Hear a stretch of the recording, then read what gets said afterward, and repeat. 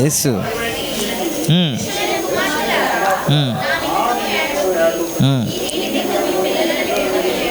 Okay. ఈ సందర్భం అంతా మీకు తెలుసు కదా. యేసు ప్రభు వారు మాట్లాడుతున్నారు ఏడవద్దని. మొన్న మీకు వీడియో ప్లే చేసినప్పుడే కళ్ళు చెమర్చాయి కదా, గుండె అదిరింది కదా. పిక్చర్లో చూసినప్పుడే అయ్యో ఇంతగా హింసించారు అనిపించింది కదా. ఒక పిక్చర్లో చూసేటప్పుడే అలాగే అనిపిస్తే కనులారా వారు చూస్తున్నారు కదా, కళ్ళ ముందే ఇంకా మనం చూసిన దానికంటే ఎక్కువగా వారు హింసిస్తూ ఉన్నారు కదా. దేహమంతా చీలిపోయింది కదా, రక్తసిక్తమైంది కదా, ముళ్ళ కిరీటం పెట్టబడింది కదా, నడవలేని పరిస్థితి కదా, మోయలేక సిలువ మోస్తూ వెళ్తున్నాడు కదా.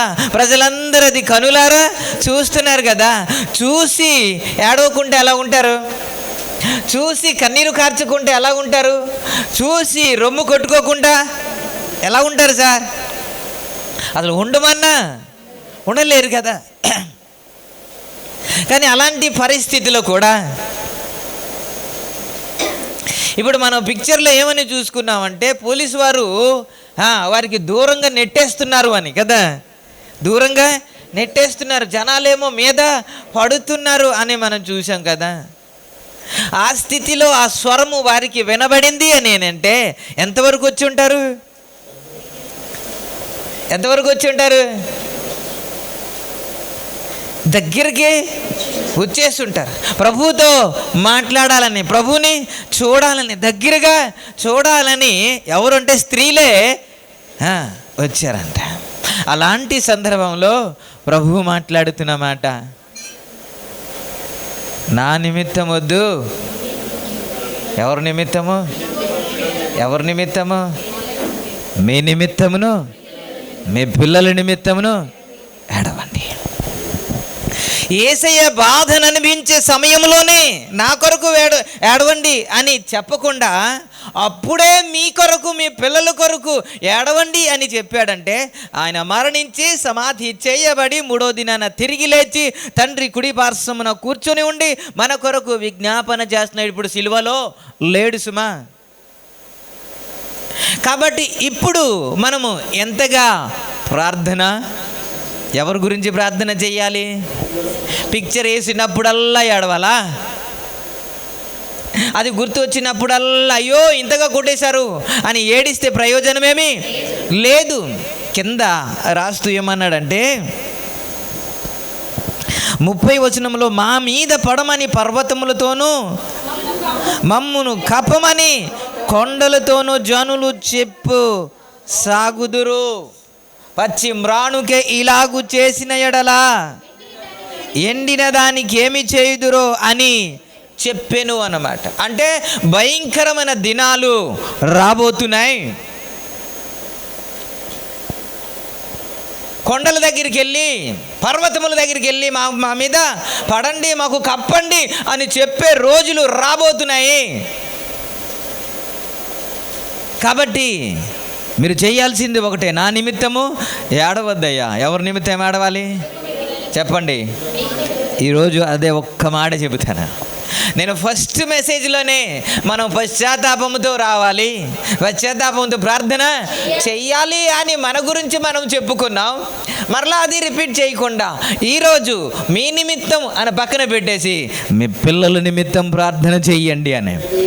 ఎవరితో మాట్లాడుతున్నమాట? తల్లితోనే తండ్రితోనే మాట్లాడుతున్నమాట. మీరు నన్ను గురించి ఏడుస్తున్నారు, నన్ను గురించి మీరు కన్నీరు కారుస్తున్నారు, రొమ్ము కొట్టుకుంటున్నారు, బాగుంది. కానీ మరి ముఖ్యమైనది ఏమిటి అని అంటే మీ నిమిత్తమును మీ పిల్లల నిమిత్తమును ఎవరు ఏడవాలి? ఎవరు ఏడవాలి సార్? ప్రైజ్ ది లార్డ్, హల్లెలూయా. ఎప్పటి నుంచి ప్రార్థన చేయాలి? ఎప్పటి నుంచి అండి? సరే ఎప్పటి నుంచి ప్రార్థన చేయాలి? ప్రభువారు ప్రార్థన చేయాలి అని అమ్మ ఎప్పటి నుంచి ప్రార్థన చేయాలి? కొద్దిగా నోరు తెరిచి అమ్మ ఎప్పటి నుంచి ప్రార్థన చేయాలి? కడుపులో ఉండేటప్పుడు. ఓకే, ప్రార్థన చేయమన్నాడు కానీ ఎలా ప్రార్థన చేయి అని చెప్పలే, ఇలా ప్రార్థన చేయాలి అని చెప్పలే. మనము యోవేలు గ్రంథ విలాప వాక్యంలో 2వ అధ్యాయము 19వ వచనంలో ఇలాగూ వ్రాయబడింది. నువ్వు లేచి రేయి మొదటి జామున తీసారా, నేను చదవాలా? నీళ్లు కృమ్మరించినట్లు నీ హృదయమును కృమ్మరించుము.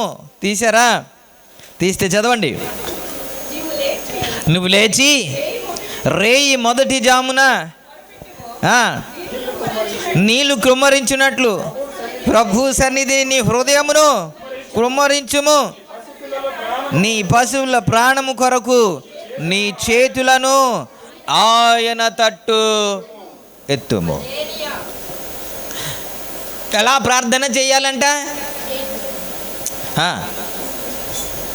అమ్మా చదివేశాం. మీకు కావాలంటే మీకు రికార్డ్ చేస్తున్నాం, మీరు చూడొచ్చు. మీరు వంట చేస్తూ ప్లే చేస్తే అది మీరు చక్కగా అంటారు. నా వాక్యం మళ్ళీ వింటాను. నేను ఎక్కడైనా పొరపాటు నేను మాట్లాడాను, ఒక దైవ సేవకుడు చెప్పాడు, నువ్వు ఏదైతే వాక్యం చెబుతున్నావో అది మరలా రికార్డింగ్ చేసుకొని నువ్వు విను. నువ్వు ఎక్కడ పొరపాటు మాట్లాడావు, ఎక్కడ పొరపాటు జరిగింది, అవన్నీ సరి చేసుకోవడానికి అవకాశం ఉంటుంది. నిజమే, నా వాక్యం మళ్ళీ నేను వింటాను. నాకు వింటే నన్ను నేను బలపరుచుకుంటాను. దేవునికి స్తోత్రం. ఇది మీకేనా? నాకు కదా? నాకు కూడా కదా. ప్రభునామానికి మహిమ కలుగును. నిశ్చింత యావత్తు దేవుడు తీసివేయునుగాక, ముఖంలో సంతోషం ఇచ్చునుగాక, ఆనందాన్ని దేవుడు సంపూర్ణంగా ఇచ్చునుగాక, చిరునవ్వు ఇచ్చునుగాక. ఇప్పుడు కూడా ఆమెను అంటలేదు ఎవరు. ఇలా డల్లుగా ఉంటే ఏం చెప్పమంటారు? నా మీద కోపంతో ఉన్నారు, రాళ్ళు రువ్వి చంపేస్తారేమో అని ఉన్న మాటలు బయటికి రావు. అందుకే కొద్ది చిరునవ్వు ఉంటే పర్లేదు అనిపిస్తుంది. నాకు కొద్ది ధైర్యం వచ్చి 2 మాటలు చెప్పడానికి అవకాశం ఉంటుంది. ఆ సహాయం మీరు చేస్తారని బ్రతిమలాడుతున్నాను. దేవునికి స్తోత్రం. హల్లెలూయా. అంతకంటే మీరు చేయాల్సిన సాయం ఇంకేమీ లేదు. కొద్ది చిరునవ్వుతో విందా. ఎవడైనా వస్తే ఏంటి దుఃఖంతో వచ్చి ఇక్కడికి రాగానే సంతోషంగా మారుతున్నారా అన్నట్టు వారికి అనిపించాలా. అలాగే మీ ముఖం ఉండాలి. Praise the lord. భలేవారండి, 27 రోజులు అయిపోయింది, ఇంకా ముఖం మాడుకుంటే ఇంకెలా ఉంటుంది అంటారా?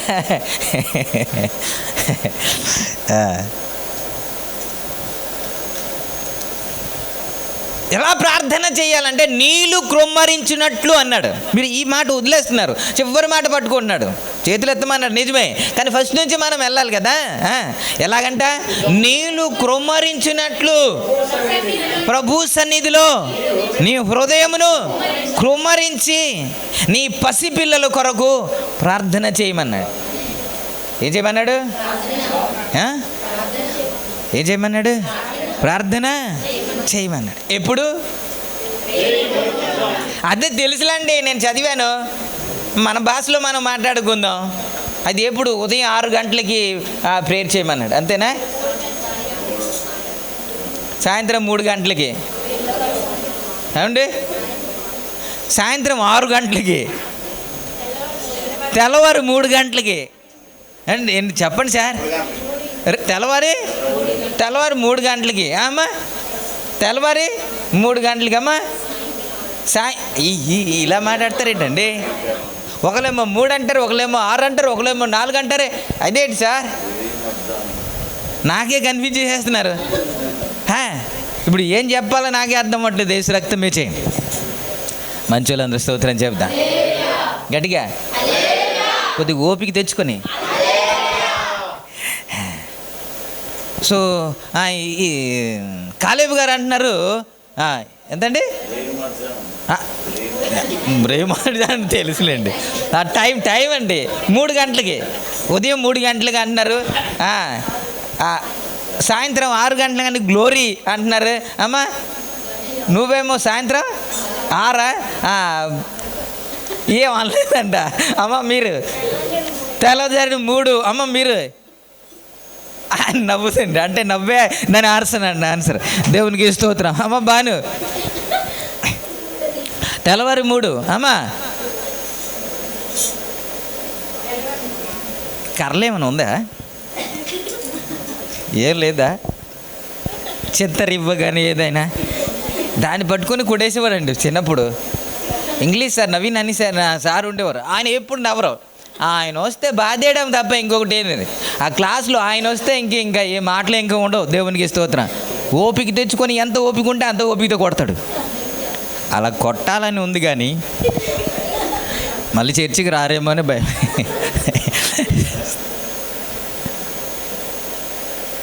కాలేబు గారిని అడుగుతున్నాను, ఆయన చాలా పాడతారు కదా, పగలైనా రే అయినా నీ ధ్యానమేనా నరేనా అని ఉంటుంది కదా. అలా రేయి అంటే ఎప్పుడు అంటే రేయి అంటే ఎప్పుడు సార్? పోనీ పగలంటే ఏంటి సార్? పగలంటే ఏంటి? రేయి అంటే ఏంటి? ఆలోచిస్తాను ఇంకా ఆయన భలే వార్ల. నాకే తెలుగు రాదంటే వీళ్ళు కూడా ఎవరికి తెలుగు రాదు. తెలుగు మాస్టర్ ఎవరు రే అంటే రాత్రి, రే అంటే పక్క అండి, ఇదైనా పక్కేనా? రే అంటే రాత్రి. ఇప్పుడు మనం అనుకున్నాం రేయి మొదటి జాము, రేయి మొదటి జాము అంటే రెయ్యి మొదటి జాము అంటే రెయ్యి స్టార్ట్ అయినదే మొదటి జాము అంటాం కదా, అంతేనా? రెయ్యి ఎప్పుడైతే స్టార్ట్ అవుద్దో దానికే మొదటి జాము అంటారు కదా. జాము అంటే 3 గంటలు. అంటే రాత్రేమో 4 జాము ఉంటుంది, పగలేమో 4 జాములు ఉంటాయి. ఒక జాముకి 3. కాబట్టి స్టార్టింగ్ రాత్రి స్టార్టింగ్ ఎప్పుడు? తెల్లవారు 3 గంటలుగా. రాత్రి ఎప్పుడు స్టార్ట్ అవుద్ది? తెల్లవారి 3 గంటలుగా. ఎప్పుడండి? సాయంత్రం 6 గంటలకి. పక్క సాయంత్రం 6 గంటలకి రేయి మొదటి జాము స్టార్ట్ అవుద్ది. 6 నుంచి 9 వరకు మొదటి జాము, 9 నుంచి 12 వరకు రెండో జాము, 12 నుంచి 3 వరకు, 3 నుంచి 6 వరకు 4వ జామున ఆయన సముద్రం మీద నడుచుకుంటూ వచ్చెను అన్నమాట. మత్తయి సువార్త 14వ అధ్యాయంలో మనం చూస్తాం. చదవద్దు, అది సందర్భం కాదు. కాబట్టి ఇప్పుడు మొదటి రేయి జాము అనగానే ఇప్పుడు ఏంటి? ఇప్పుడు ఏం చెప్పండి? సాయంత్రము 6 గంటలకి. కనుక చీకటి పడగానే తల్లులు ఏం చెయ్యాలంట? కార్తీక దీపం అని ఇయ్యాల, శతమానాలు అనే, అన్న చెల్లెలు అనే కాదా? అది కాదా?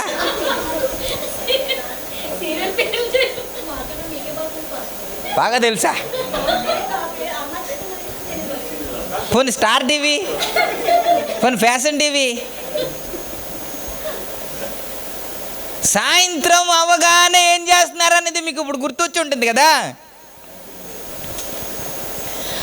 చీకటి పడగానే మనం చేయాల్సింది ప్రభు సన్నిధికి వెళ్ళిపోవాలంట.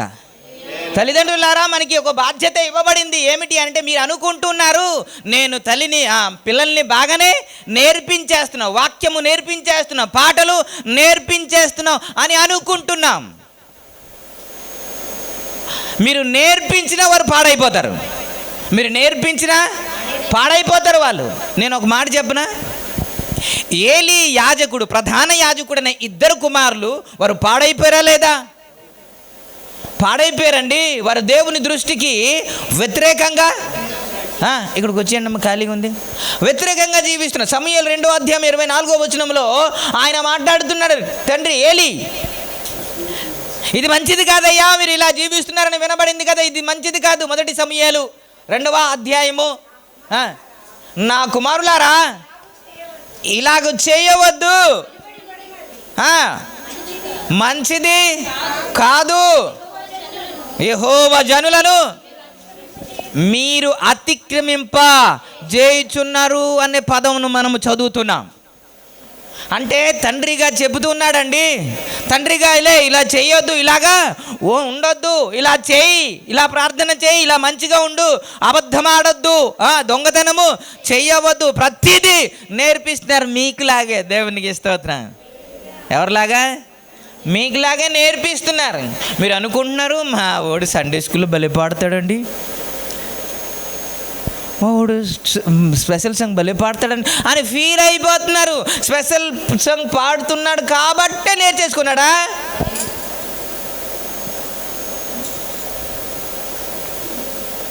కాబట్టి చీకటి పడగానే మీరు ఎక్కడికి వెళ్ళాలంట ఏమండి? మన చీకటి పడగానే చేసేది అంటే బైక్లో వెళ్ళిపోయి ఏ ఫాస్ట్ ఫుడో, ఏ బిర్యానీయో, ఏ కేఎఫ్సీయో, ఏ బర్గరో అది తినేసి ముందు వచ్చేయాలి. ఏసు రక్తమే చేయి కదా. సాయంత్రం కదండి అది తింటాం. మరి అర్ధరాత్రి తింటామా? కొద్ది సాయంకాలం అవగానే కొద్ది కారంది కొద్ది నోటికి తగిలితే కొద్ది భలేగా ఉంటుంది. ఏసు రక్తమే చేయి. పేగులు ఉరిసిపోయి ఆ కట్ చేయడానికి డాక్టర్ వచ్చేసి చేస్తాను. అడ్డమైన తిండి తింటే మరి ఏంటి చేద్దానే? సాయంత్రం అవ్వగానే మనము చేయాల్సింది తల్లిదండ్రులుగా ఏంటంటే బిడ్డల కొరకు మన ప్రార్థన చెయ్యాలంట అండి. మామూలు ప్రార్థన కాదు, హృదయమును క్రొమ్మరించాలి, కన్నీరు కార్చాలి. మీరు చాలామంది అనుకుంటారు పాస్టర్ దగ్గరికి తీసుకొని వచ్చి ప్రార్థన చేయండి మా బిడ్డల కొరకు అని. ప్రార్థన చేస్తాను, కానీ ప్రతిరోజు మీ బిడ్డల కొరకు నేను ప్రార్థన చేయలేను కదా. ప్రతిసారి మీ బిడ్డల కొరకు ప్రార్థన చేయలేదు కదా. ఒకవేళ సంఘము కొరకు ప్రార్థన చేస్తే కలిపి చేస్తాను కదా, కానీ మీ బిడ్డల కొరకు ప్రత్యేకంగా నేను చేయలేను కదా. ఎప్పుడో ఒకసారి చేయవచ్చు, కానీ ప్రతిరోజు చేయాల్సింది ఎవరంటే తల్లిగా మీరే కదా. ప్రతిరోజు వారి తల మీద చేతులు ఉంచి ప్రార్థన చేయాల్సిన బాధ్యత ఉంది కదా. వారు బయటికి వెళ్ళినప్పుడు భయంకరమైన పరిస్థితి జరుగుతూ ఉన్నాయి కదా. ఇప్పుడు నేటి దినాల్లో మనం వార్త వింటున్నాం కదా. 10వ తరగతి ఎగ్జామ్ రాయడానికి వెళ్తున్న ఒక కుమార్తె తన తండ్రితో వెళ్తుండే బైక్తో వెళ్తుండగా వెనక నుంచి లారీ వచ్చి ఢీకొన్నది. అదృష్ట శాతము ఆ బిడ బయటపడింది. తండ్రి అక్కడికక్కడ స్పాట్లో చనిపోయాడు. దిగమింగుకుంటూ ఆ బాధను దిగమింగుకుంటూ తన భవిష్యత్తును చేతిలో పట్టుకొని ఎగ్జామ్ రాయడానికి వెళ్తే ఎవరు రాయలేరు. అలాంటి పరిస్థితి కదా. మరలా బయటికి వెళ్ళిన తర్వాత మరలా తిరిగి వస్తామో లేదో తెలియదు కదా. కాబట్టి బిడ్డల కొరకు పాడైపోయిన తర్వాత లబోదిబోమని ఏడవడం ఎందుకు? పాడైపోయిన తర్వాత మా బిడ్డలు పాడైపోయారండి, మాటలు వినట్లేదండి, మొండిగా తయారయ్యారండి, ఎదురు సమాధానం చెబుతున్నారండి అని అంటే సుఖం లేదు కదా. మీరే కదా సామెత చెబుతారు ఏమని? మొక్కైనది మ్రానై కాదండి, మొక్కై వంగనేది మ్రానైతే కదా. మొక్కగా ఉండేటప్పుడు ఏం చేయాలంట? బెండి చేయాలంట. దేవునికి స్తోత్రం, హల్లెలూయా. మ్రాను అయిపోయిన తర్వాత, మొండి బారిన తర్వాత డాక్టర్లు చెబుతున్న మాట ఏమిటి అని అంటే, మెడికల్ సైన్స్ చెబుతున్న మాట ఏమిటి అని అంటే 6 సంవత్సరముల లోపే తన భవిష్యత్తులో ఏమి అవ్వాలో ప్రతిదీ నేర్పించి పడేయాలంట. దేవునికి స్తోత్రం. ఈ 6 సంవత్సరం లోపు మనం చేసేది ఏంటంటే, వాడికి ఏం తెలియదండి, మా బుడ్డోడికి ఏమీ తెలియదండి, పాప చిన్నోడా. మరి చిన్నోడికి నీకు ఇంగ్లీష్ రావట్లేదు, ఆడికి ఇంగ్లీష్ వచ్చు కదా. వాడు చక్కగా మాట్లాడుతున్నాడు కదా. ఇంగ్లీష్ మాట్లాడడానికి ప్రయత్నాలు చేసినా సరే ఒక్క ముక్క కూడా రావట్లేదు కదా. వాడు చిన్నప్పటి నుంచి ఫస్ట్ స్టాండర్డ్ నుంచి వాడు టపటపటపట మాట్లాడేస్తున్నాడు కదా. దీనికి జ్ఞానం ఉంది, నువ్వు వాక్యం చెబితే అర్థం కాదా? మొండితనం చేసింది ఎవడు? ఈలే. ప్రార్థన చేయరు, సరే కదా. వీళ్ళు సరైన మార్గంలో నడిపించడానికి కూడా మీరే చదువుతారు కదా. సామెతల గ్రంథం 22వ అధ్యాయం 6వ వచనంలో, బాలుడు నడవవలసిన మార్గమున నేర్పించుము, వాడు పెద్దవాడైన తర్వాత అందులో నుంచి తప్పిపోడు అని చదువుతారు కదా. తప్పిపోడండి. నేర్పించేస్తే చాలా వాడు స్టాండర్డ్గా ఉండిపోతాడా? అందులోంచి కదలడా? నేర్పించాలి. అదే సందర్భంలో ఆ బిడ్డల కొరకు ప్రార్థన ఎప్పుడెప్పుడు చేయాలి? ఎన్ని రోజులకు ఒకసారి చేయాలి? ఎన్ని వారాలకు ఒకసారి చేయాలి? ఎన్ని నెలలకు ఒకసారి చేయాలి? ప్రతిరోజు చేయాలి కదా. ప్రతి దినము చేయాలి కదా. ఇప్పుడు గుండెల్లో నన్ను చెప్పొద్దు, గుండెల్లో చెయ్యేసి చెప్పండి, మీ పిల్లల కొరకు రోజు ప్రార్థన చేస్తున్నారా? మనం ప్రార్థన చేస్తున్నామా? ఏడుస్తున్నామా? మనం సెల్ చూసుకోవడానికి టైం సరిపోద్ది కదండి. ఉద్యోగం వెళ్ళడానికి మనకి టైం సరిపోవట్లేదు కదా. ఓకే, ఉద్యోగం చేసుకో, ఎవడు కావాలా డబ్బు సంపాదించి పెడుతున్నా మంచిదే. చాలామంది బిడ్డలు ఎలా తయారవుతున్నారంటే, ల్యాప్టాప్ ఇవ్వలేదండి, తల్లిని చంపేశాడండి కత్తితో పొడిచి. ఈ న్యూస్ వినలేదా మీరు? తండ్రి బయటికి వెళ్ళాడు, ల్యాప్టాప్ ఆడుతున్నారా, ఎందుకు ఆడుతున్నా అంటే పొడి చంపేశాడు. ఒకడేమో తాగడానికి డబ్బులు ఇవ్వలేదని తండ్రిని కొట్టి చంపేశాడు. వీళ్ళు చెప్పరా? చెప్పి ఉండరా? చెప్పి ఉంటారు సార్, చెప్పి ఉంటారు, కానీ ప్రార్థన చేయలేదు. దైవ సేవకులు ప్రార్థన కంటే మీ ప్రార్థన విలువైనది మీ బిడ్డలకి. ప్రభునామానికి మహిమ కలుగును. వారి పడిపోక ముందే ఏం చేయాలి? ప్రార్థన. వారు ఆ అపవాది చేతిలోనికి వెళ్ళక ముందే మనం ప్రార్థనలో అపవాది అంట ఎవరిని మృంగుదునా అని ఎదురు చూస్తున్నాడు. గర్జించు సింహం వల్లే ఎదురు ఎవరిని పాడు చేద్దాం, ఎవరిని పడగొడతాడు, ఎవరిని లాగేద్దాం పాపంలోనికి అని ఎదురు చూస్తూ ఉంటే, ఇలాంటి పరిస్థితి, ఇలాంటి వాక్కు నీకు తెలిసినప్పటికీ కూడా నీ బిడ్డల కొరకు ఎంత ఏడవాలి సార్?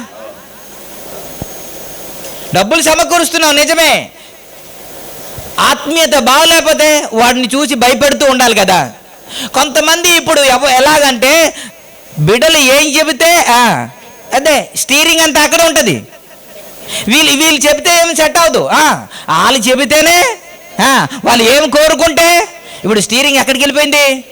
సరే ఇక్కడ ఉండాలా? వీళ్ళు ఎలా చేస్తారో తెలుసా అండి, మా బుజ్జి, మా బంగారము, నా వెండి అని చిన్నప్పటి నుంచి వీడికి ఏడు కావాలో ఆడి చెబితేనే కొంటారు. ఈ డ్రెస్ కూడా ఎవరు చెప్పాలా? అది ప్రేమ అంట. ఏంటంట? ప్రేమ అంట.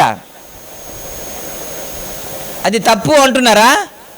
ఆయన చేతికి ఇచ్చారు కాబట్టి, ఆ పిల్లడు చేతికి ఇచ్చారు కాబట్టి, ఆ టేస్ట్ అంతా నువ్వే చూసుకో అన్నాడు కాబట్టి, ఇది వద్దు అంటాడు అక్కడ తిప్పుతాడు, వద్దు అంటాడు అక్కడ తిప్పుతాడు, వద్దు అంటాడు అక్కడ తిప్పలేదా? అలాగా మీరు డ్రెస్ కొనేటప్పుడు ఇలాగా ఎప్పుడైతే మైండ్లోనికి వచ్చిందో ప్రతిదీ మీకు ఎదిరిస్తాడు. ఇంకా ప్రతిదీ నాకు ఇదే కావాలంటాడు, ప్రతిదీ నాకు ఇలాగే కావాలంటాడు. ఇలాగా ఎదిరింపు వస్తుందంటే ఆ చనువు ఇచ్చింది ఎవరు?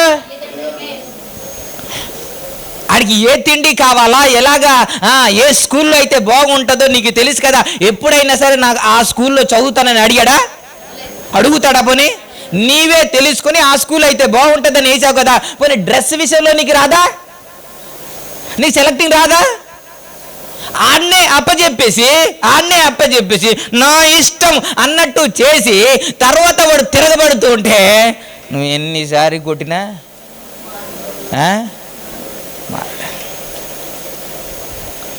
ఓ మాట చెప్పనా? మత్తయి సువార్త 24వ అధ్యాయంలో తీయొద్దు, మీకు తెలుసు కదా.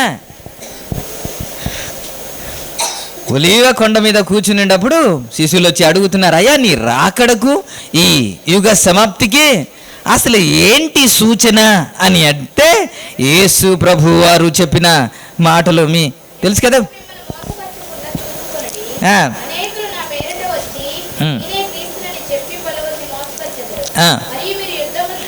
మరియు మీరు యుద్ధమును గూర్చియు యుద్ధ సమాచారం గూర్చి వినబోదురు, మీరు కలవరపడకుడి.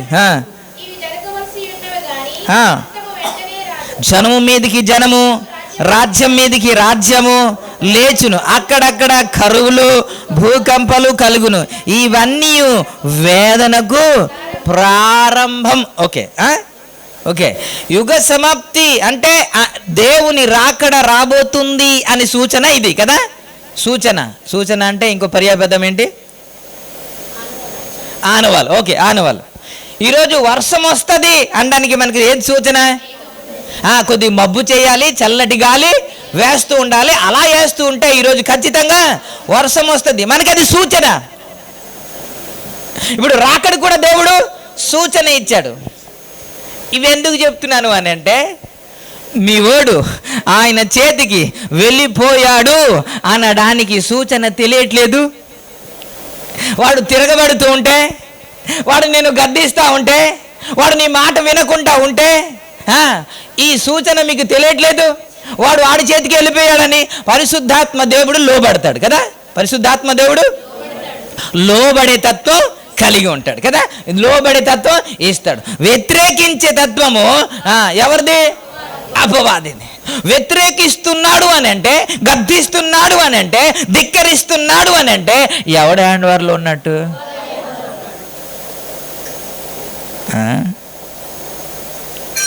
వెళ్ళిపోయాడు కదా. ఎంత కొట్టినా అవుతుందా? చెత్త కొట్టినా అవుతుందా? ప్రార్థన చేయకుండా ఏం చేసిన ప్రయోజనమేమీ లేదు సార్. అందుకే ఆడు చేతికి వెళ్ళక ముందే మనం ఏం చేయాలంట? ప్రార్థన మొరపెట్టాలండి, కన్నీరు కార్చాలి. చీకటి పడగానే వారి కొరకు నువ్వు అరగంట చేస్తావా, గంట చేస్తావా, పావుగంట చేస్తావా, ఎంత చేస్తావు కేటాయించాలి కదా. చీకటి ప్రభావం ఆయన మీద పడకూడదు, మా బిడ్డల మీద పడకూడదు, అపవాది పడగొట్టకూడదు అని ఒక భావన ఉంటే చేయాలి కదా. ఎవరు ప్రార్థన చేస్తున్నారు? యేసయ్య చెప్పింది ఏంటో తెలుసా? ఈ ఉపవాస దినాల్లో మనం ప్రార్థన చేస్తాను, మనం ఏడుస్తా ఏంటంటే, అయ్యా నువ్వు నా కొరకు చెప్పమ్మా, నా కొరకు నువ్వు చనిపోయావయ్యా. ఇంకా మంచిదే. ఆయన చెప్పిన మాట ఏంటంటే, మీ కొరకును మీ బిడ్డల కొరకు భయంకరమైన దినాలు రాబోతుంది. మీరు చూస్తారా అంత్యకాలంలో ఎలాంటి వారు? తిమోతి రాసిన పత్రిక 3వ అధ్యాయంలో అంత్యకాలంలో ఎలాంటి మనుషులు వస్తారు అనేది 2వ తిమోతి 2వ పత్రిక 3వ అధ్యాయంలో, అంత్యకాలంలో అపాయకరమైన కాలము వచ్చునను తెలుసుకొనుము. ఎలయనగా మనుషులు స్వార్థప్రియులు, ధనాపేక్షులు, బింకములాడువారు, అహంకారులు, దూషకులు, తల్లిదండ్రులకు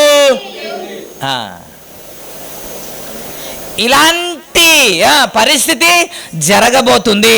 తల్లిదండ్రులకు వ్యతిరేకంగా తిరిగే ప్రజలు, లేకపోతే అలాగా మార్చబోతున్నాడు ఎవరు? నీ తల్లిని నీ తండ్రిని సన్మానించి ఎఫెసీ రాసిన పత్రిక 6వ అధ్యాయంలో వ్రాయబడినట్లు ఆ ఆజ్ఞని, ఆ మాటను విధేయత చూపించకుండా, లోబడకుండా అపవాది తిరగబడే స్వభావాన్ని బిడలకు విత్తుతూ ఉంటాడంట. మీరు అనుకుంటున్నారు మేము విత్తేస్తున్నాం, మేము వాక్యాన్ని నేర్పించేస్తున్నాం, ప్రైజ్ ది లార్డ్ అని చెప్పడం నేర్పించేస్తున్నాం అని కాదు. వాడు రాత్రిపూట అది కూడా విత్తుతాడంట. ఎవడో ఆడొచ్చి గురుగులు విత్తుతాడంట. చెడు ఆలోచన కూడా విత్తుతాడంట. మీరు ఇంట్లో వరకే కదా, మనం చదువు పంపించిన తర్వాత, స్కూల్కి వెళ్ళిన తర్వాత, కాలేజెస్కి వెళ్ళిన తర్వాత ఎలాంటి ఫ్రెండ్స్ తయారవుతున్నారో, ఏం మాట్లాడుతున్నారో, ఎలాంటి స్వభావం కలిగి జీవిస్తారో మీకు తెలియదు కదా. అందుకే మనం బిడ్డల కొరకు ప్రార్థన చేయాలి. అందుకే మన బిడ్డల కొరకు కన్నీరు కార్చాలి. వారు పాడవకుండా, వారు పాడవక ముందే ప్రభు పాదాలు పట్టుకోవాలంటే ప్రతిరోజు యేసు రక్తాన్ని మనము ఆపాదించాలి. దుష్టుడు ముట్టకుండా యేసు రక్తాన్ని ఆపాదిస్తూ మనం పంపిస్తుండాలి. దేవునికి స్తోత్రం. అలా ప్రార్థించే ప్రతి కుటుంబము నిలకడగా ఉంటుంది. ప్రైజ్ ది లార్డ్, హల్లెలూయా. కానీ మనకు ప్రార్థనకి అన్నిటికీ టైం ఉంటుంది. తినటానికి టైం ఉంటుంది, తిరగడానికి టైం ఉంటుంది, ఉద్యోగానికి టైం ఉంటుంది, వ్యాపారానికి టైం ఉంటుంది, అన్నిటికీ టైం ఉంటుంది. ప్రార్థనకు మాత్రము టైం ఉండదు. వీళ్ళంతా అయిపోయిన తర్వాత ఏంటి చేతులు కాలేక అంతా అయిపోయిన తర్వాత లపో దిపోమని వచ్చి ఫాస్ట్ గారి దగ్గర ఏడ్చిన ప్రయోజనమేమీ లేదండి. తెగ ఆనందిస్తూ ఉంటారు చాలామంది. ఏమని? మా బుడ్డోడు, మా బుజ్జి, మా బంగారం అని కదా ఆనందిస్తుంటారు కదా. ఇప్పుడు నవ్వుతున్న వారులారా, ఒక దినం వస్తుంది ఏడుస్తారు. ఒక దినాన మనం నవ్వాలి అని అంటే ఈరోజు ఏడవాలి. మనం ప్రభు సన్నిధిలో మనము ఏడవాలి. ప్రభు సన్నిధిలో మనం కన్నీరు కార్చాలి. మనం ఇప్పుడు కన్నీరు కార్చే వారు భవిష్యత్తులో మనము వారు ఉన్నత స్థాయిలో ఉండేటప్పుడు మనము సంతోషిస్తాం, ఆనందిస్తాం. చాలా మంది తల్లిదండ్రులు చేసే మిస్టేక్ ఏంటంటే ఇప్పుడే ఆడవారు, ఏడ్చే అవకాశం ఉండదు, ఏడ్చే సమయము ఉండదు, దానికి సమయం కేటాయించరు, ప్రభు సన్నిధిలో ప్రార్థన చేయరు, వారి భవిష్యత్ కొరకు వారు ప్రార్థన చేయరు. కానీ యథార్థంగా నీతిగా జీవించాలంటే కుదరదు కదా. అప్పుడు తయారైపోతా, నా ఇష్టం, నాకు జ్ఞానం లేదా, నాకు చదువు లేదా అని అక్కడ తయారైన తర్వాత అప్పుడు ఏం చేయలేక ఇప్పుడు మీరంటారా, భలే చెప్తున్నానండి పురుషులారా, నిజమే మా ఆవిడ ప్రార్థన చేయట్లేదు, భలే చెబుతున్నారు అని పురుషోత్తములారా మీరు అనుకుంటున్నారేమో కదా, భలే చెబుతున్నారనేసి. ఏం చెప్పలేదు మనకి. తల్లిదండ్రులు అంటే వాళ్ళు ఇద్దరు కాదు, వారు ఇద్దరు కాదు, ఒకలే కదా. అంటే భార్యాభర్తలు అంటే ఇద్దరా, వారు ఒకరు కదా. మరి ఈ రెండు ఈ దీంట్లోనే వారికి కూడా భాగము ఉంటుందా లేదా? భార్యలే ప్రార్థన చేయాలా లేకపోతే భర్తలు చేయాలా? చేయాలా? ఎక్కడుంది అసలు? చెప్పిందే ఏమని అంటే నీళ్ళు కుమ్మరించినట్టు నీ హృదయంను కుమ్మరించి పిల్లలకి అనేసి ఎవరు చెప్పారు? తల్లి తండ్రులకి. ఏదైనా చేస్తాం కానీ ప్రార్థన మాత్రము చేయము. ఒక అరగంట మీరు ఏడ్చి చూడండి సార్ మీ పిల్లల గురించి, ఒక అరగంట. సుసన్న వెస్లీ తెలుసా? సుసన్న వెస్లీ తెలుసా? మనకేంటి తెలుస్తుంది. జాన్ వెస్లీ తెలుసా? ఎవరు? రాజమండ్రి జాన్ వెస్లీయా? హోసన్న మినిస్టర్ జాన్ వెస్లీయా? ఆయన పేరు వీళ్ళు పెట్టుకున్నారు. ఆయన ఇంగ్లాండ్ దేశంలో లండన్లో పుట్టాడు. ఆయన వేరు, ఆయన పేరు వీళ్ళు పెట్టుకున్నారు. వాళ్ళ తల్లి పేరు సుసన్న వెస్లీ. వారికి 19 మంది సంతానం. ఎంత? ఇప్పుడేమో 2 వద్దు, 3 తెలియట్లేదు మీకు, డబ్బులు వస్తాయి. చిన్న కుటుంబానికి ఏ బెనిఫిట్స్ లేదంట, పెద్ద కుటుంబానికి ట్రై చేయండి అయ్యా బాబు, డబ్బులు వస్తాయి. ఏం మాట్లాడుతున్నారో తెలియదు కదా. ప్రతిదీ చెప్పేస్తే చెల్లిపోద్ది అంటే అది మంచిది కాదు. ఎంతమంది అంటే 19 మంది అంట. 19 మందికి 10 మంది చనిపోయారు. 9 విన్నాను. ఈ 9 క్రమశిక్షణలో నడిపించింది. అందులో 2 జాన్ వెస్లీ, చార్లెస్ వెస్లీ ప్రపంచాన్నే కదిలించారు. దేవునికి స్తోత్రం. హల్లెలూయా, హల్లెలూయా. కొన్ని ఆర్థికమైన పరిస్థితి, తండ్రి కూడా కొన్ని సంవత్సరాలకి చనిపోయారు. ఆ పరిస్థితిలో కూడా తల్లియే బిడ్డలందరినీ నడిపించుకొని వచ్చింది. ప్రభునామానికి మహిమ కలుగునుగా. హల్లెలూయా. చిన్న ఇల్లు, పెద్ద ఇల్లు ఏమీ కాదు. ప్రార్థన గది కూడా మీకులాగా లేదు. అయినప్పటికీ కూడా ఒక కుర్చీలో కూర్చొని ఇలాగా ముసుగు వేసుకొని ఆ చీర మాత్రమే ఒక కవచంలా చేసుకొని ప్రార్థన చేసేదంట. ఆ ముసుగు వేసుకొని ఎప్పుడైతే చైర్లో కూర్చున్నదో పిల్లలకి అర్థమయ్యేది మా అమ్మ ప్రార్థనలో ఉంది అని. జాన్ వెస్లీ గారు చెప్పిన మాట ఏంటంటే, నేను చదువులో లేకపోతే స్కూల్లో నేర్చుకునే దానికంటే నా తల్లి దగ్గర ఎక్కువ పాఠాన్ని నేను నేర్చుకున్నాను. దేవునికి స్తోత్రం. హల్లెలూయా. కొన్ని క్రమశిక్షణ పెట్టింది. ఆ క్రమశిక్షణలోనే నడిపించిందంట. ప్రతి ఒక్కరి కొరకు అరగంట సేపు రోజు ప్రార్థన చేసేదంట. అరగంట సేపు ప్రతి ఒక్కరి కొరకు ప్రార్థన చేసేదంట. వ్యక్తిగతమైన ప్రార్థనని కాక వారి కొరకు ప్రార్థన చేసేదంట తల్లి. అందుకే అద్భుత రీతిగా ప్రతి ఒక్కరిని ప్రయోజకునిగా తయారు చేయగలిగింది. దేవునికి స్తోత్రం. హల్లెలూయా. మీకు ఎంత జ్ఞానం ఉన్నా, వాక్యము తెలిసినా, ఎంత వాక్యము చెప్పినా సరే, వాక్యము చెబితే మారిపోతారు అనుకోండి. దాని వెనకట్ల ప్రార్థన అనేది చాలా అవసరము. వారు పడిపోకుండా ఉండాలన్నా, ఆ వాక్యము ఫలించాలన్నా, ఆ వాక్యము అపవాది తీసుకొని పోకుండా ఉండాలన్నా ప్రార్థన అనేది ఖచ్చితంగా అవసరం. దేవునికి స్తోత్రం. మీరు అనుకుంటారా వాక్యం విత్తబడుతుంది కాబట్టి అందరి హృదయంలో కార్యము జరుగుతుందని? కాదు. బయటికి వెళ్ళిపోగానే ఎదురు చూస్తూ ఉంటాడంట. ఆడు ఎత్తుకొని వెళ్ళిపోతాడు కదా. విత్తువాడు విత్తనం విత్తుటకు బయలుదేరంట. కొన్ని త్రోవ ప్రక్కన పడింది. ఏమైంది సార్? పక్షులు వచ్చి ఎత్తుకొని వెళ్ళిపోయింది. ఎవరు ఇక్కడ సంతోషిస్తారు, ఇక్కడ ఆనందిస్తారు. భలేగుంది, మాకే తగిలింది అని అంటారు. అక్కడికి వెళ్ళగానే ఎత్తుకెళ్ళిపోతుంది. అది వెళ్ళిపోయిన తర్వాత ఇంకేం మొలకెత్తదు కదా, ఇంకా విత్తనాలు ఇంకా అది ఫలించదు కదా, ఫలింపడానికి రాదు కదా. కాబట్టి ఇలా జరగాలి అని అంటే ప్రార్థన అనేది ఖచ్చితంగా ఉండాలి.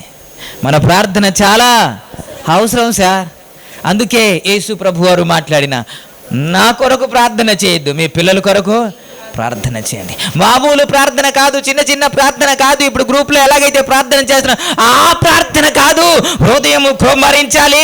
నీళ్లు క్రొమ్మరించినట్లు నీ బిడ్డల కొరకు మీరు ప్రార్థన చేయాలని ప్రభువారు ఎప్పుడో చెప్పారు. ఇప్పుడు కూడా మనం ప్రార్థన చేయలేదండి, ఇప్పుడు కూడా చేయట్లేదండి.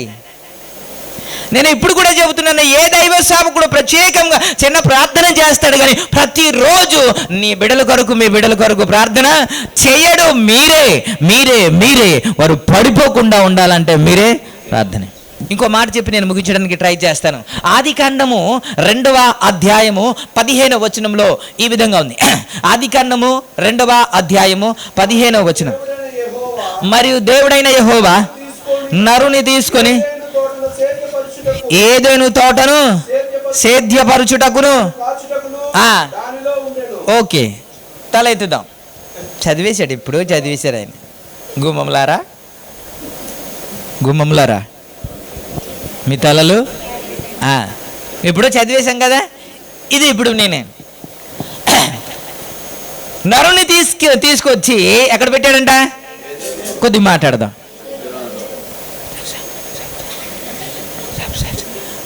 ఎక్కడండి? ఏదైనా తోటలో పెట్టాడంట. ఏం చేయడానికంట? సేద్యపరచుటకును కాచుటకును. ఓకేనా? ఒక్క ముక్క పట్టుకోండి. దేంటికి? సేద్యపరచుటకును కాచుటకు. అప్పుడు ఎంతమంది ఉన్నారు సార్? ఒకరు కాదండి, ఎంతమంది ఉన్నారు? పోనీ ఒకరే అనుకుందాం, లేకపోతే ఇద్దరు అనుకుందాం. ఆదాము హవ్వ. ఇంకేమైనా ఉన్నారా? ఇంకెవరో లేరు కదా. వాళ్ళు ఇద్దరు ఉండేటప్పుడు మళ్ళీ కాయడం ఏంటండి? వాళ్ళు ఇద్దరే ఉన్నారు కదండి, మళ్ళీ కాయడం ఎందుకు? కాయడం దేనికి?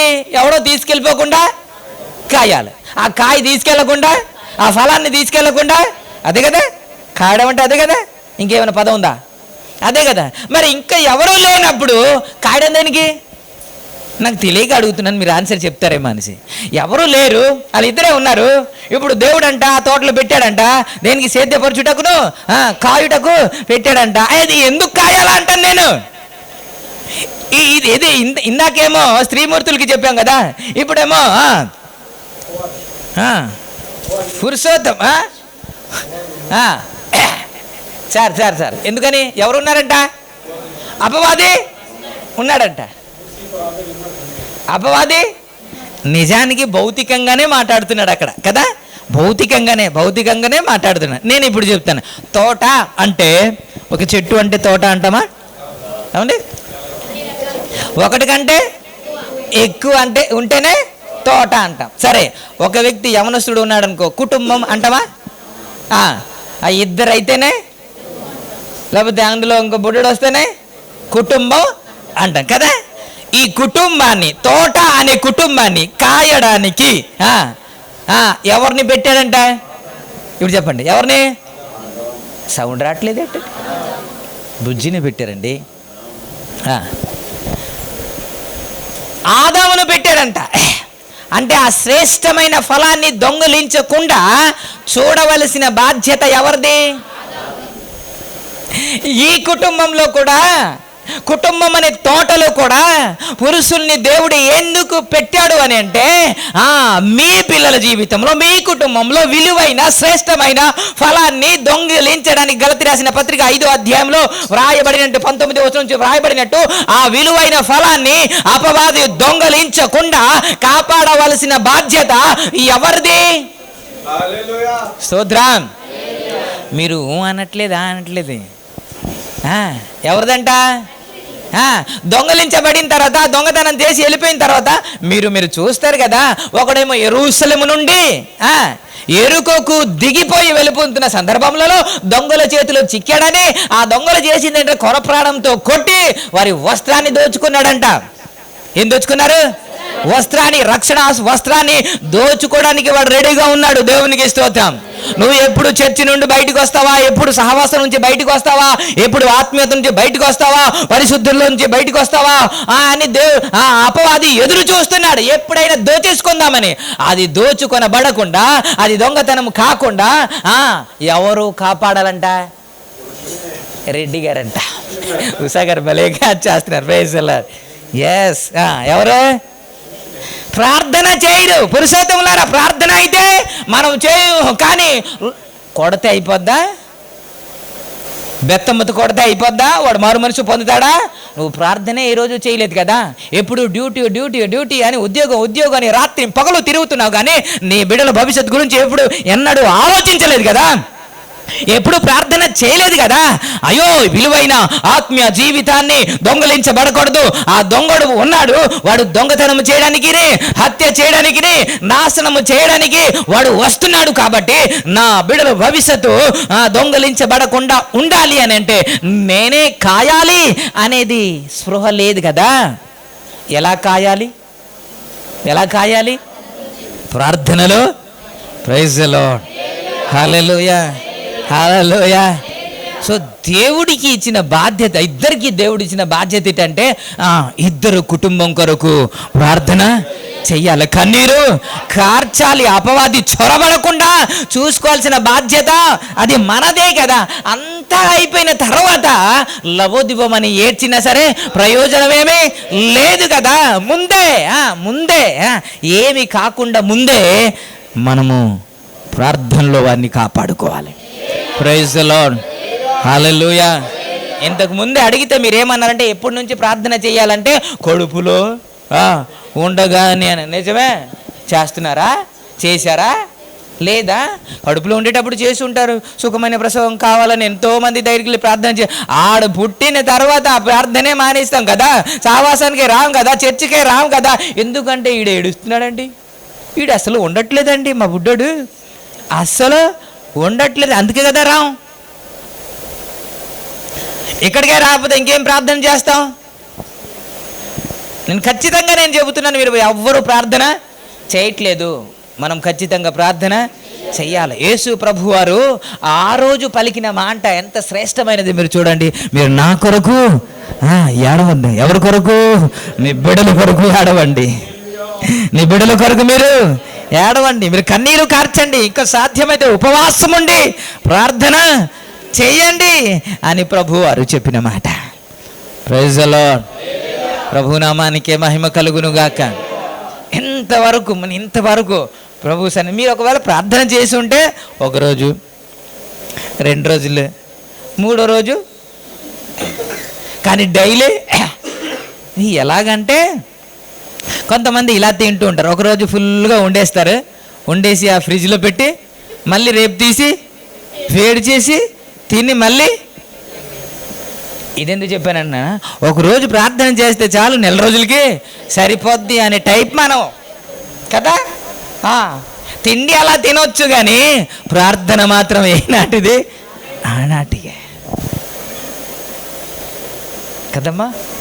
మనకు పిల్లలు భవిష్యత్తు బాగుండాలంటే మనమే ప్రార్థన చేయాలి.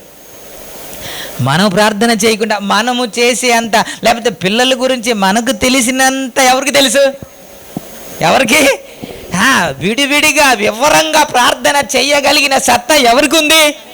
తల్లిదండ్రులకే కదండి నేను ప్రార్థన చేసే, ప్రభువా అందరినీ దీవించినైనా అని ప్రార్థన చేయగలను. కానీ వారి పరిస్థితి ఏంటి, వారి ఉద్దేశం ఏంటి, వారి ఆలోచన ఏంటి, వారి నడవడిక ఏంటి, వారి ప్రవర్తన ఏంటి, ప్రతిదీ ఎవరికి తెలుసు?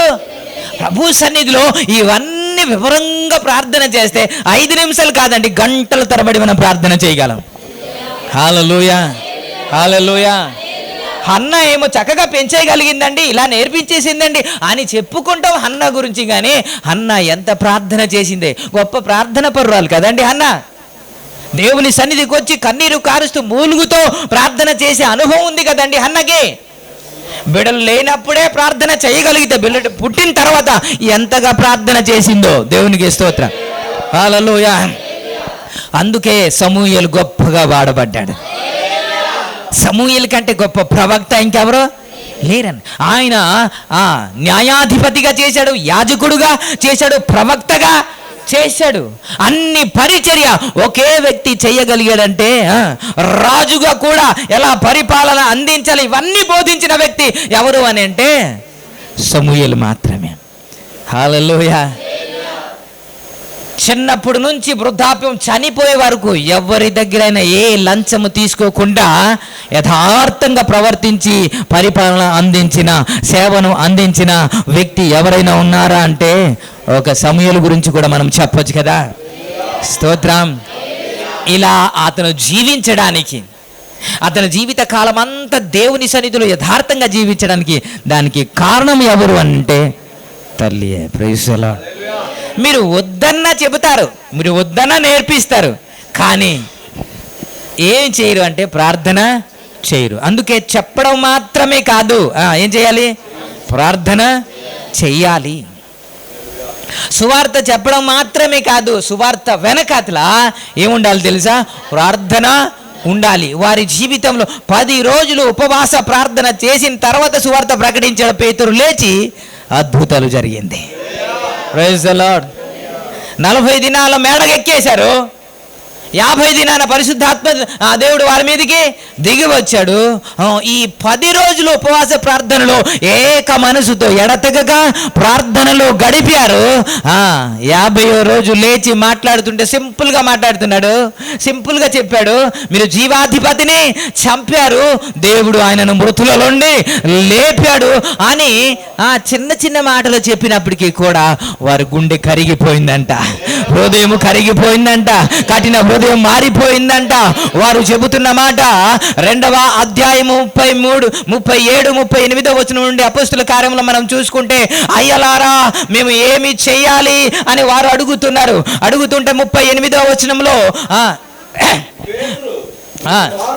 మీరు మారు మనస్సు పొంది పాప క్షమాపణ నిమిత్తము ప్రతి వాడును యేసుక్రీస్తు నామములో బాప్తిస్మము పొందుడు. ఎంతమంది?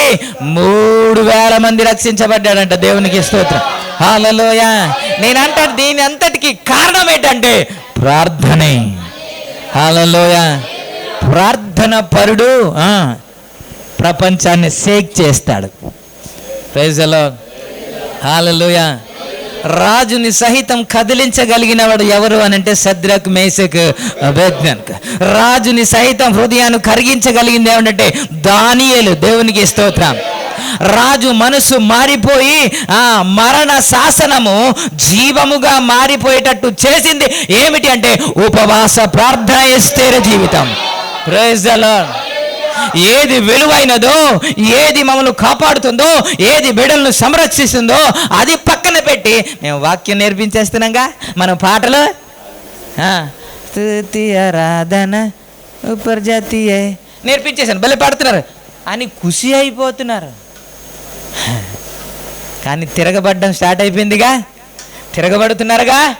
చిన్న చిన్న సూచనలు, వర్షం వచ్చేస్తుందని, మేఘం కనబడుతుందిగా, ఇంకా నువ్వు మోకరించకపోతే, ఇంకా ప్రార్థన చేయకపోతే, ఇంకా ప్రభు పాదాలు పట్టుకోపోతే, నీళ్ళు కృమ్మరించినట్టు హృదయం కృమ్మరించకపోతే మరలా నీ చేయి దాటిపోతారా.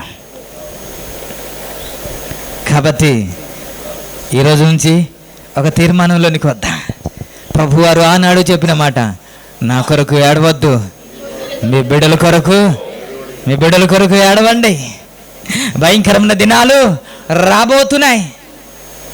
రాజ్యం మీదకి రాజ్యము, ప్రజల మీదకి ప్రజలు, జనం మీదకి జనాలు, యుద్ధాల గురించి సమాచారము వినబోతున్నారు. భూకంపాలు జరుగుతాయి, కరువులు వస్తాయి. ఇలాంటి పరిస్థితి రాకముందే, దుర్దినమును రాకముందే ఏం చేయాలి? మన బిడ్డలను సరిచేసేయాలి, మన బిడ్డలను స్థిరపరచాలి. ప్రభు కొరకు నేను జీవిస్తాననేటట్టు మనము వారిని తయారు చేసేయాలి. చావైనా రే అయినా ప్రభుతోనే ఉంటాను అనేటట్టు తయారు చేయాలి. Praise the Lord. ఆ విధంగా ప్రభు మనకు సహాయం చేయనుగాక.